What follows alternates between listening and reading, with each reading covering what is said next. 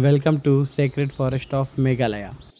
ఇక్కడైతే చాలా మంది నమ్మకం ఏంటంటే ఇక్కడ ఇంకా ఏన్షియంట్ గాడ్స్ తిరుగుతూ ఉంటారని, ఈ ఫారెస్ట్ని ప్రొటెక్ట్ చేస్తూ ఉంటారని చెప్తారు.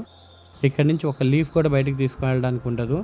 సో తీసుకెళ్ళిన వాళ్ళకి ఏదో బ్యాడ్ జరగద్ది, లేకపోతే ఏదో పనిష్మెంట్ దొరుకుతుంది అని చెప్పేసి ఇక్కడ వాళ్ళ నమ్మకం. సో ఇక్కడ లోకల్ పీపుల్స్ అయితే గార్డ్ చేస్తుంటారు ఈ ప్లేస్ని. చాలా herbs, plants and medical plants, చాలా రకాల డిఫరెంట్ టైప్స్ ఆఫ్ ప్లాంట్స్ ఉంటాయి. ఇప్పుడు నేను చూపించేది వచ్చేసి ఇక్కడ రుద్రాక్ష చెట్టు. సో ఇక్కడ నుంచే రుద్రాక్షలు అయితే వస్తూ ఉంటాయి.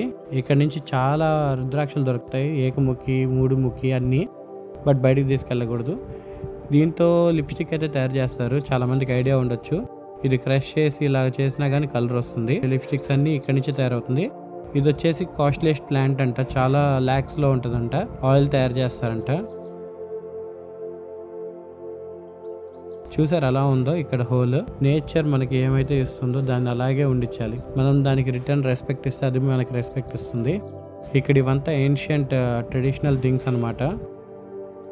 ఇది ఎన్నో ఇయర్స్ ఉన్నాయి ఈ చెట్లకి. ఇదైతే పైన్ ట్రీ. చూసారు కదా ఫారెస్ట్, మీకేమనిపిస్తుందో కమెంట్ చేయండి.